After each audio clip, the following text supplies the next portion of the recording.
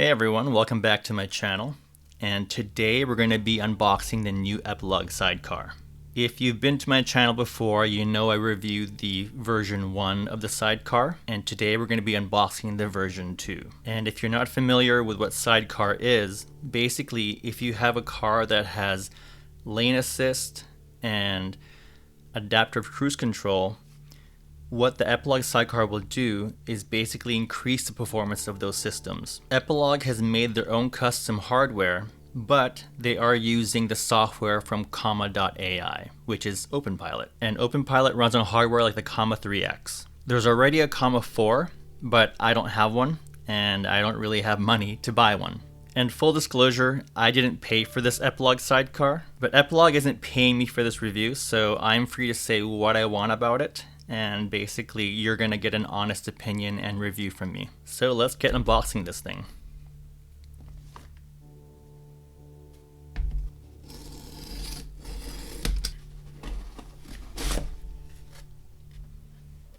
So right away, I'm pretty impressed with the packaging that Epilog has sent here. We've got foam on top of the unit, and then we also have more foam surrounding the unit so that it should be pretty safe when it's in transit. And right away, we're presented with the actual unit itself.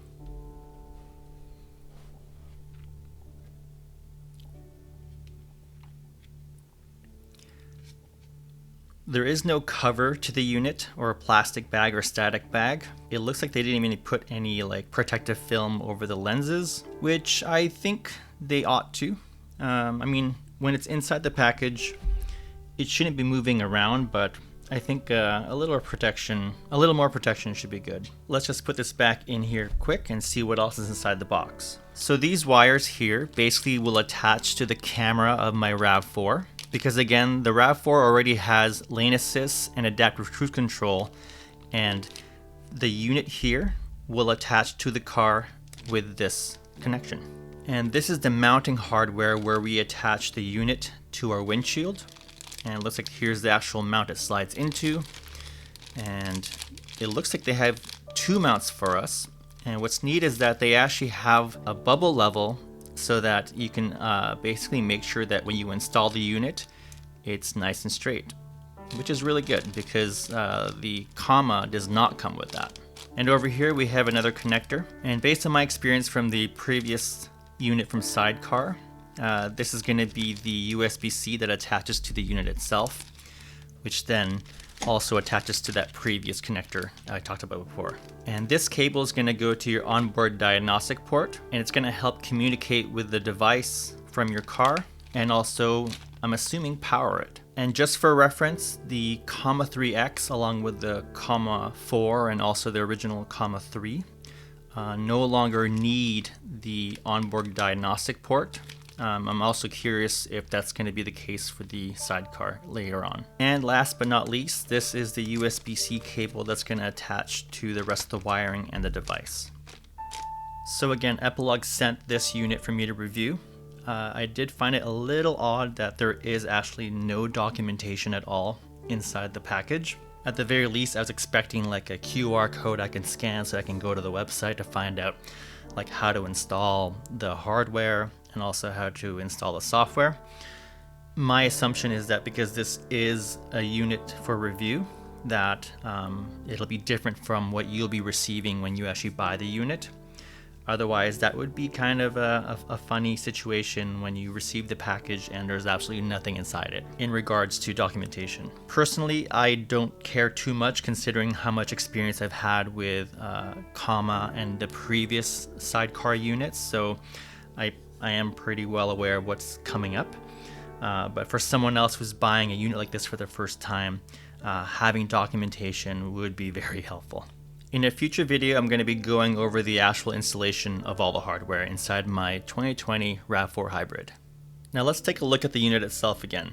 So right away, the main difference from the previous version of the SideCar is that it's no longer part of the camera clamshell. And if you're wondering what the clamshell is, it's basically the cover that goes over the lane assist camera of my RAV4. In the previous version of the SideCar, the clamshell and the unit were actually all integrated as one. I thought one of the main selling points for the sidecar in comparison to the Comma units was the fact that it was integrated into the clamshell, because it made for a really streamlined installation. But I'm also fully understanding of why they had to go towards this form factor. Basically, if they wanted to support more cars, for every car they want to support, they'd have to create an entirely new unit to attach itself to the stock clamshell. And that would mean that they'd have to re-engineer every clamshell to accommodate for the custom mounts for every new car they want compatibility for. And so that's why I do understand why they had to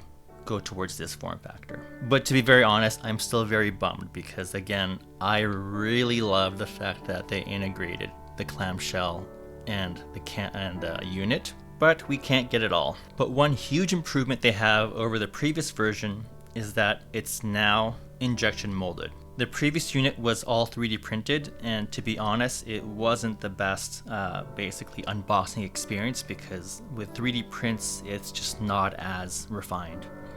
But this is definitely a better look than a 3D print. And going over the unit again, this is the mounting for the unit. And this is the camera that's going to be facing front to the car, and it's going to be looking at the road. You'll notice it's only one camera, while the Comma has two cameras. It's got a wide angle lens and a narrow angle lens. And what basically Epilog does is they tried to combine the two so that you only need one. And basically in their software, they claim to be able to basically have the same benefits of both cameras. And then looking behind the unit, we have the driver monitor camera and an infrared LED. The purpose of this camera is that it's going to be watching you as a driver so that you are paying attention to the road. In my previous testing of the Sidecar version 1, I did test how well it works in terms of monitoring my eyes, and it worked pretty good. And behind the unit we have the USB-C connection, and this is how it's going to talk to your car. On both sides, along with the bottom, we have basically a grill so that it can have airflow. And it's a little hard to see on camera, but it looks like there is a blower fan inside here, not an axial fan. And last but not least, we do have a speaker down here, and that's for alerts and other notifications. It is interesting to put the logo here since I won't be able to see it when I'm actually driving. I think it would have been cooler to have it right around here or something. But again, the logo is not important. Going back to the mounting of the unit, again, this is going to be attached to your windshield. Just to compare, this is the sidecar mount right over here, and this was the old Comma 3 mount. Again, I've owned the Comma 3 and that one broke. And this was the old Comma 2 mount, which I've also owned, which I also broke. And this is the Comma 3X mount. But basically, all of these were interchangeable. So for a long while, I was actually just using the Comma 2 mount for my Comma 3. And I only took off the Comma 2 mount because I was going to review the original sidecar. And just for reference, the way I've been using my Comma 3X is with a quick release mount. Going back to the sidecar mount, I think it's really cool that they've included this little bubble level. In the past, when you were installing your Comma unit, you had to basically just eyeball it, and then once you had the software up and running, that was the only real time you can actually verify if your mounting was correct. With this one though, I think it's going to give you a better chance of doing it correctly. So when I go over the actual hardware installation, you'll see me clean up the windshield with this alcohol wipe. And then we'll be sticking this onto the windshield. And once that's on, the unit will then just slide into the mount. That's actually quite interesting because the interface is not that tight. One of the complaints about the Comma interface is that it's so tight that if I were to do this before installing into the windshield, you would literally need like hardware to remove it. But this is pretty loose, I guess. Not really sure how I feel about that right now. But it should technically make removing the unit much easier. And just for funsies, this is the Comma 3X mount, and let's see if it'll fit. And the answer is no. It looks like the ridge here for the comma is much wider than the ridge that's located on the mount for the sidecar. But I think a Dremel would help that, but we won't do that. And just for reference, this is how it's going to be laid out inside your car. It all starts with the connection to the OBD port, and this cable is going to run up to your windshield. And again, inside the clamshell of your car, we're going to be installing the rest of these components here. So inside the clamshell, we're going to be attaching the OBD cable to this little breakout here. And then the breakout is going to be attaching to the camera of your car. And basically, it's then going to communicate with the device itself using this USB-C cable into the device mounted to your windshield. So it's fairly simple, and I'm really curious if we even need this at all. Because as of right now, with the Comma 3X, the Comma 3 along with the Comma 4, you no longer need this portion of the installation. My assumption is that I will need the OBD cable so that I can power the unit while my car is off.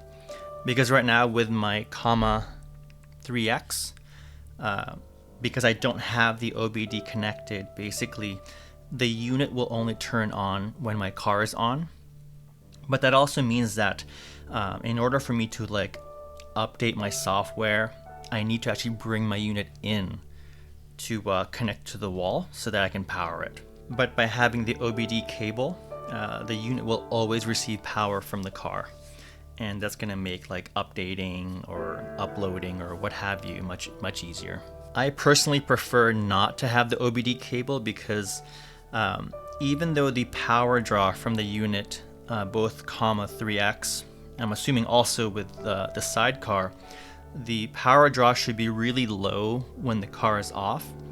However, my RAV4, which is a hybrid, I've got two batteries in there. I've got the traction battery for the actual hybrid system, and I also have like a really small 12-volt battery that like powers just the initial like boot up of the car. And in the past, when I've had my OBD cable connected to my Comma unit in my RAV4, it has killed my battery. And so now that doesn't really happen to everyone, but it has happened to me, so I just prefer not to have the OBD cable.